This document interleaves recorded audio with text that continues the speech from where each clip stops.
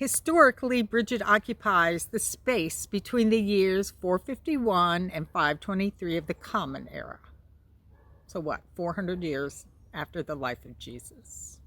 This is the period of time when a lot of people were deciding exactly what it means to be Christ followers or Christians. So Bridget lives in that space between pre-Christian and post-Christian. She was there when Christianity was being sorted out. Legend has it that she was actually born in a liminal space. She was born at twilight, the early morning hours where neither the sun nor the moon rule the skies. And yet, they're both shining. Thus the name Twilight. It is also said that she was born on the threshold. She was born just as her mother was stepping in the door, coming in from the outside.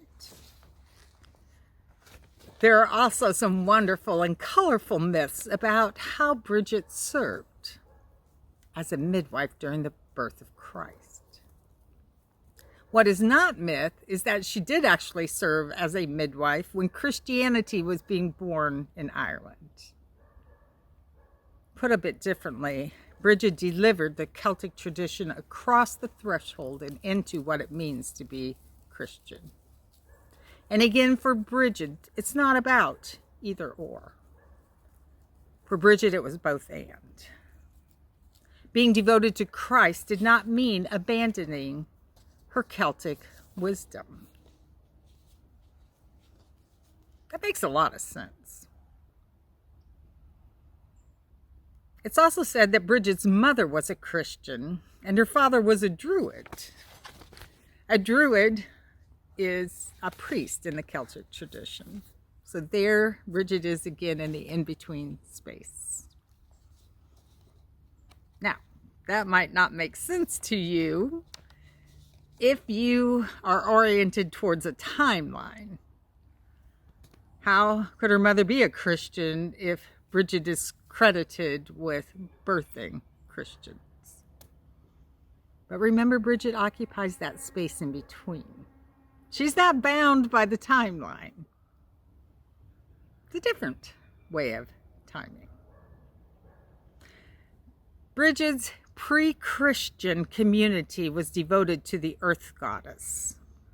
They were intrigued by the mysterious way new life shows up. New life rises up again and again from the depths of the earth. Oh, by the way, the Celtic earth goddess was named Bridget. The name Bridget means she who shines brightly.